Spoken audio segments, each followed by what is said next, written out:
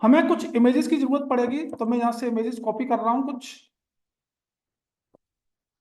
और मैंने यहाँ से ये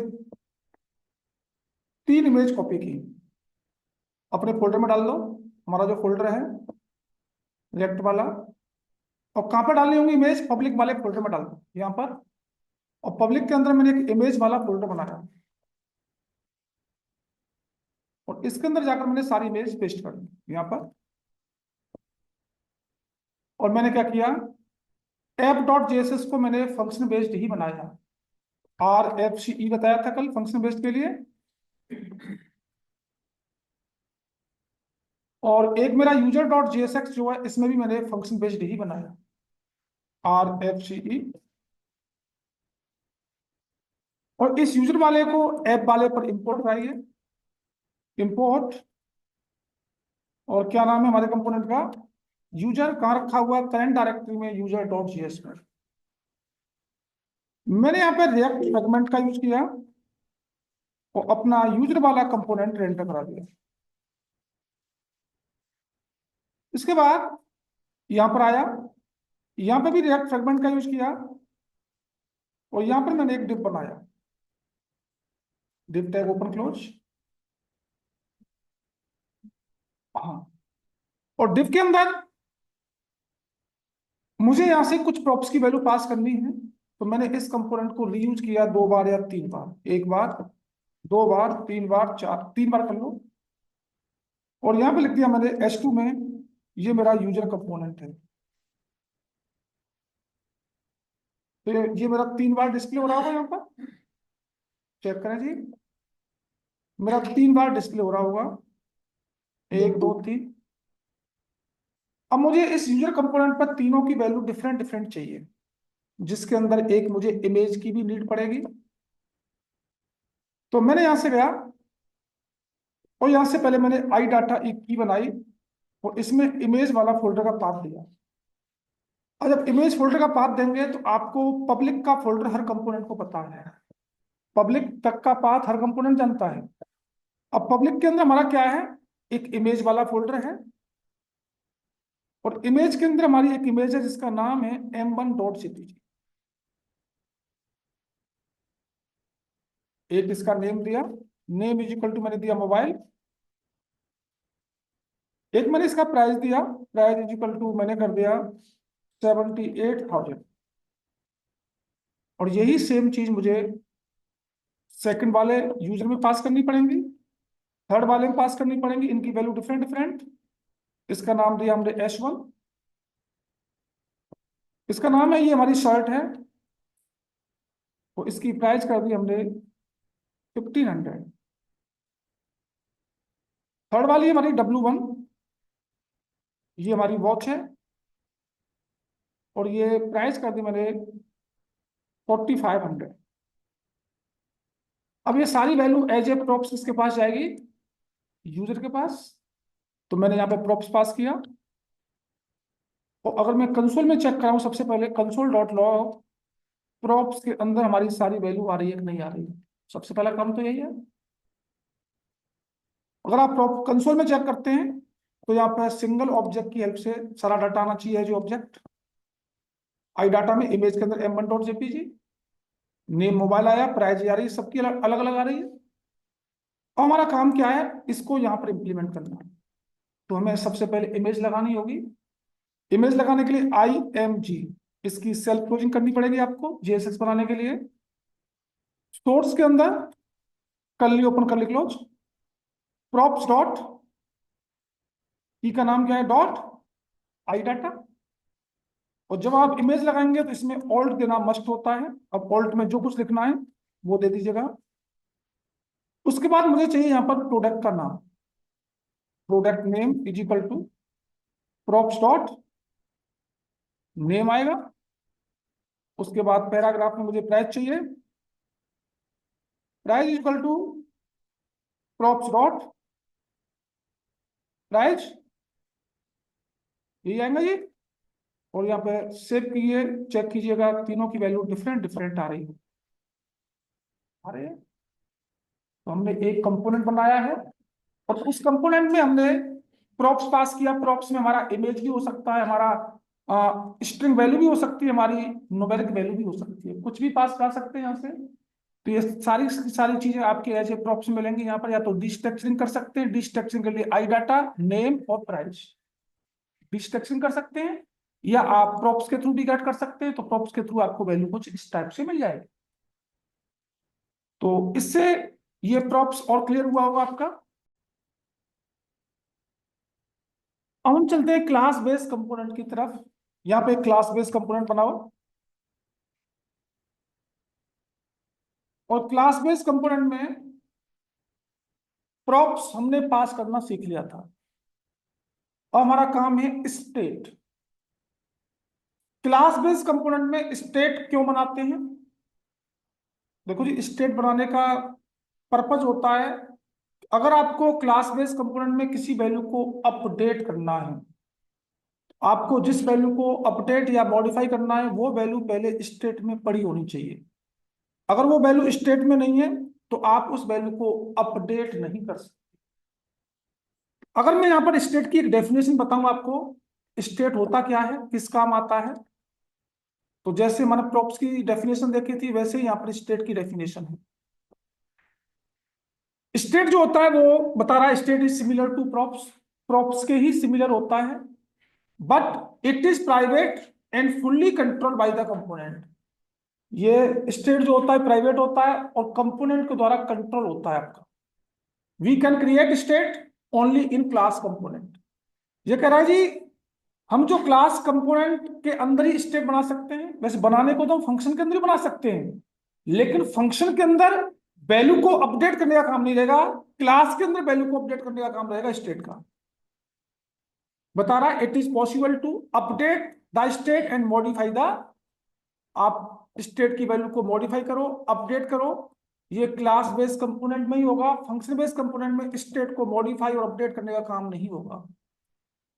अब यहां पर क्लास बेस्ड कंपोनेंट में स्टेट बनाने के दो तरीके हैं, डायरेक्टली इनसाइड क्लास और इनसाइड द कंस्ट्रक्टर। मतलब एक तो हो गया विद कंस्ट्रक्टर और एक हो गया विदाउट कंस्ट्रक्टर। तो हमें यहाँ पर दो तरीके से स्टेट बनाने होंगे। तो स्टेट बनाने के लिए आपको इस रेंडर मेथड से पहले जाना पड़ेगा यहाँ पर, और एक स्टेट नाम का वेरिएबल, और इसके अंदर जो वैल्यू आएगी वो एक पेयर में आएगी, की और वैल्यू के पेयर में। मैंने लिखा नेम अमित, कॉमा एक एज 20, बन गया स्टेट। अब इस स्टेट की वैल्यू को अगर डिस्प्ले कराना है आपको, यहां पर पहले तो एक हेडिंग दी मैंने H1, और यहां लिख दिया मैंने ये मेरा कौन सा कंपोनेंट है, ऐप क्लास कंपोनेंट। अब मुझे इस स्टेट की वैल्यू को डिस्प्ले कराना है, तो मुझे एक S2 में नेम चाहिए, नेम इज इक्वल टू। अब इस स्टेट की वैल्यू को लाने के लिए क्लास बेस्ड कंपोनेंट है, करंट ऑब्जेक्ट को पॉइंट करने के लिए दिस कीवर्ड का यूज करना पड़ेगा।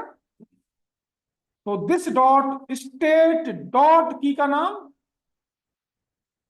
नेम, आपका नेम उठ के आ गया होगा। मुझे पैराग्राफ में एक एज चाहिए, तो this dot state dot key का नाम क्या है, एज। चेक करो जी, दोनों वैल्यू अपडेट हो रही होंगी आपकी, मतलब दोनों वैल्यू आ चुकी हैं। जब ये दोनों वैल्यू स्टेट से आ रही हैं तो आप इसको अपडेट भी कर सकते हैं। मैं यहाँ पे एक बटन बना दूं और जैसे ही बटन पर क्लिक करूं तो अमित जो है सुमित आ जाए, यहाँ पे कुछ और आ जाए। ये काम अब अगर अपडेट करना है रन टाइम पर तो वो किससे होगा, क्लास बेस्ड कंपोनेंट में स्टेट से। वो वैल्यू कहां पड़ी होनी चाहिए आपकी, स्टेट में। अब मैंने अपने ऐप डॉट जेएसएक्स वाले कंपोनेंट के पास एक प्रॉप्स पास किया। प्रॉप्स कहां से पास करना पड़ेगा, मैन डॉट जेएसएस से। मैंने यहां से पास किया रोल नंबर, और रोल नंबर कर दिया मैंने 100। अब मुझे सबसे पहले इसी वैल्यू को डिस्प्ले कराना है यहाँ पर, पैराग्राफ। मैंने कहा रोल नंबर, ये किसकी हेल्प से आ रहा है, विद प्रॉप्स की हेल्प से। कैसे उठेगा, this dot props dot roll, ऐसे उठेगा। ये रोल नंबर की वैल्यू आ गई, लेकिन रोल नंबर की वैल्यू ये अपडेट नहीं हो सकती। क्यों नहीं अपडेट हो सकती? क्योंकि ये प्रॉप्स के थ्रू आ रही है। अगर आपकी रिक्वायरमेंट पड़ती है कि भाई मुझे प्रॉप्स की वैल्यू को भी अपडेट करना है, तो पहले प्रॉप्स की वैल्यू को आपको क्या बनाना पड़ेगा? स्टेट बनाना होगा। स्टेट बनाने के लिए एस रोल, और यहां लिखा this dot props dot roll. वहां से रोल नंबर की जो वैल्यू आ रही मैंने उसको क्या बना दिया? स्टेट बना दिया। अब इसको गेट कीजिए। यहां लिखा रोल नंबर विद किसकी हेल्प से आएगा? स्टेट। कैसे उठेगा? This dot state dot key का नाम एस रोल। दोनों वैल्यू सेम आएंगी, लेकिन ये वैल्यू जो आ रही स्टेट से आ रही है इसलिए अपडेट हो सकती है, और ये वैल्यू हमारी टॉप से आ रही है इसलिए अपडेट नहीं हो सकती। तो ये हमने जो स्टेट बनाया ये विदाउट कंस्ट्रक्टर बनाया है जी। लेकिन अब हमें जो स्टेट बनाना है वो बनाना है विद कंस्ट्रक्टर आरसीसी, और यहाँ पे रिएक्ट फ्रेगमेंट का यूज कीजिए। तो हमने एक H2 में लिखा ऐप कंपोनेंट, इसको सेव करें। और उसके बाद यहां पर अब हमें एक कंस्ट्रक्टर बनाना होगा। आपको पता होगा कंस्ट्रक्टर बनाने के लिए हमें कंस्ट्रक्टर कीवर्ड का यूज करना होता है। और जब आपके क्लास में कोई पेरेंट क्लास इनहेरिट होती है, तो जब आप चाइल्ड क्लास के अंदर कंस्ट्रक्टर बनाते हैं तो चाइल्ड क्लास का कंस्ट्रक्टर क्या करता है जी? पहले पेरेंट क्लास के कंस्ट्रक्टर को कॉल कराओ, और पेरेंट क्लास के कंस्ट्रक्टर को कॉल कराने के लिए हमें सुपर नाम का मेथड यूज करना होता है। अब इसके अंदर हमें क्या करना है? स्टेट बनाना है। तो स्टेट बनाने के लिए this dot state is equal to curly open curly close, और यहां पर वही नेम हमने लिखा राहुल, और एक इसका सिटी, सिटी किया हमने आगरा। बन गया स्टेट। अब इसकी वैल्यू को डिस्प्ले कराना होगा। तो H3 name is equal to, कैसे उठेगी value? This dot state dot key का नाम name, and city is equal to, city कैसे उठेगी? This dot state dot city. Check करें, दोनों वैल्यू हमारी आ रही होंगी। अब मेरे पास यहां से रोल नंबर का प्रॉप्स आ रहा है, इसको गेट करो। Roll number with state, state नहीं प्रॉप्स, पहले प्रॉप्स के थ्रू उठाते हैं। तो कैसे उठेगा? This dot props dot roll, लेकिन ये वैल्यू मेरी कहां से आ रही है? प्रॉप से। वैल्यू अपडेट नहीं होगी। अब इसको स्टेट बनाना पड़ेगा। कॉमा लगाया एस रोल, और यहां क्या लिखना होगा? This dot props dot roll. अगर मैं इसकी वैल्यू को गेट करूं यहां पर, रोल नंबर विद स्टेट, कैसे उठेगा? दिस डॉट स्टेट डॉट, क्या वैल्यू आएगी? क्या वैल्यू आएगी? नहीं आएगी। सब कुछ गायब, वैल्यू नहीं आई। क्यों नहीं आई? क्योंकि यहां पर अब जो ये प्रॉप्स आ रहा है आपका, किसके अंदर आ रहा है? एक मेथड के अंदर। ये मेथड ही तो है। आप जब मेथड के अंदर आपको प्रॉप्स की वैल्यू गेट करनी होती है तो हमें प्रॉप्स पास करना पड़ता नहीं करता पड़ता? और जब इसमें पास किया तो हमें सुपर में भी पास करना पड़ेगा, तब जाकर ये प्रॉप्स की वैल्यू स्टेट बनेगी। ठीक है जी। तो ये वैल्यू स्टेट से आ रही है, वैल्यू अपडेट हो सकती है। ये वैल्यू प्रॉप से आ रही है इसलिए वैल्यू अपडेट नहीं हो सकती। वो अपडेट कैसे होगी वो देखेंगे आगे। करें जी, क्या करना। यहां पर मैंने एक और क्लास बेस्ड कंपोनेंट ही बनाया। यहां पर मैंने रिएक्ट फ्रेगमेंट का यूज किया, और H2 में मेरा ये क्या है? App component.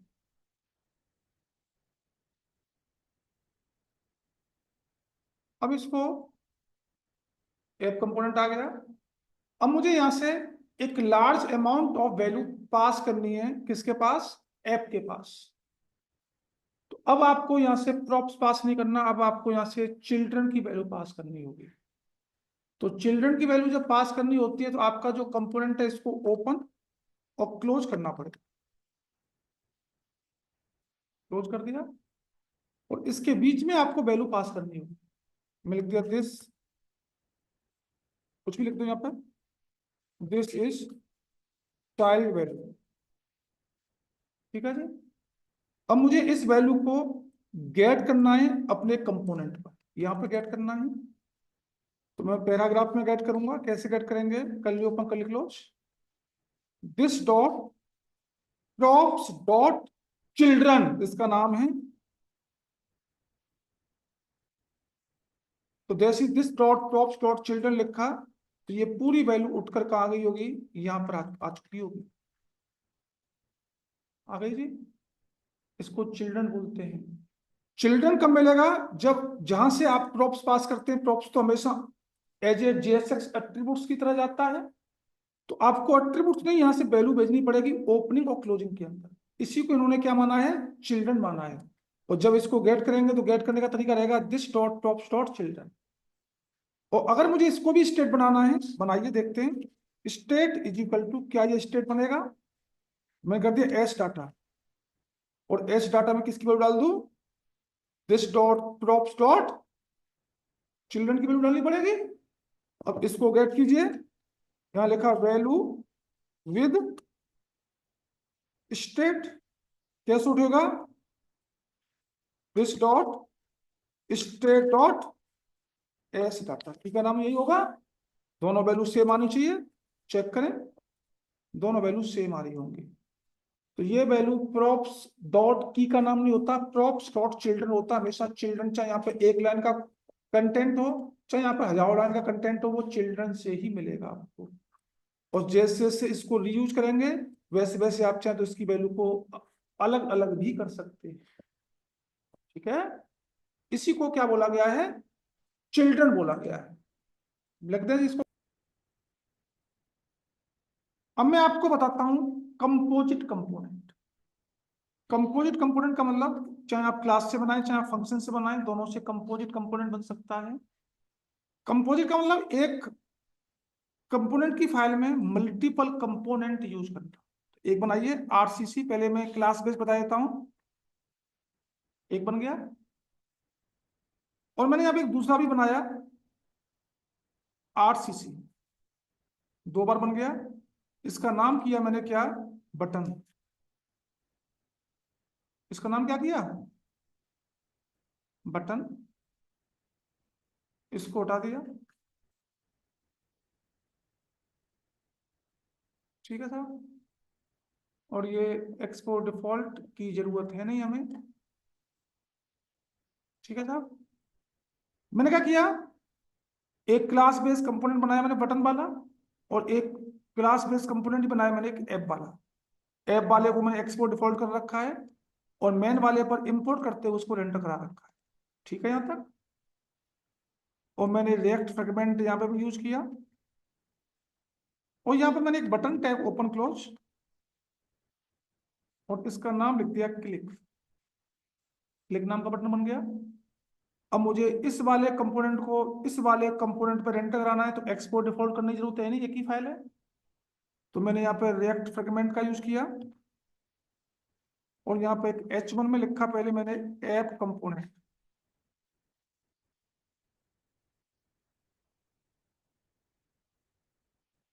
और उस बटन को यहाँ पे एक हॉरिजॉन्टल लाइन कंपो कंपोनेंट, और यहाँ पे बटन वाले कंपोनेंट को मैंने रेंडर कराया सेल्फ क्लोजिंग।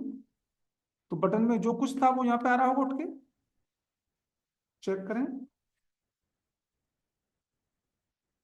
ऐप वाला आ गया, बटन आ गया। और इस बटन को मैंने रीयूज किया दो बार या तीन बार, एक बार, दो बार, तीन बार। और मुझे तीनों बार बटन की नाम चेंज करना है, तो नेम इज इक्वल टू, इसका नाम किया login. Name is equal to, इसका नाम किया साइन अप। और नेम इज इक्वल टू, इसका नाम किया लॉग आउट। ठीक है जी। हाँ, ठीक है। और ये सारी चीजें, इसको डिस्ट्रक्चरिंग कर देता हूं, तो डिस्ट्रक्चरिंग यहाँ पे होगा नहीं, यहाँ पे तो डिस्ट्रक्चरिंग होगा नहीं। आप क्या करेंगे, यहाँ पर वैल्यू चाहिए, तो यहाँ वैल्यू कैसे उठेगी, वो दिस डॉट प्रॉप्स डॉट, हाँ, की का नाम नेम, सारे नेम अलग अलग आ रहे होंगे यहाँ पर।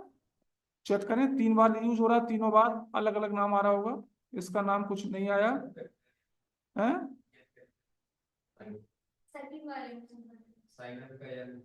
अच्छा, ये बटन, उससे क्या मतलब है, वो तो मतलब वैल्यू है। कैपिटल एन आ रहा है, ये कैपिटल एन हो गया, सेव किया, तीनों का नाम अलग अलग भी आ रहा हो, आ रहा है जी। तो यहां से प्रॉप्स, तो कंपोजिट का मतलब एक ही फाइल में हमने 2 कंपोनेंट बनाए हैं, इन्हीं को कंपोजिट बोला जाता है। मतलब जब इसको इसमें डालेंगे तो हमें इस वाले कंपोनेंट को एक्सपोर्ट डिफॉल्ट करने की नीड नहीं होती है। तो यहाँ पे आप तीसरा ही बना सकते हैं, चौथा भी बना सकते हैं, एक फाइल में आप कितने भी कंपोनेंट बना बना सकते हैं। इन्हीं को कहा गया है कंपोजिट कंपोनेंट।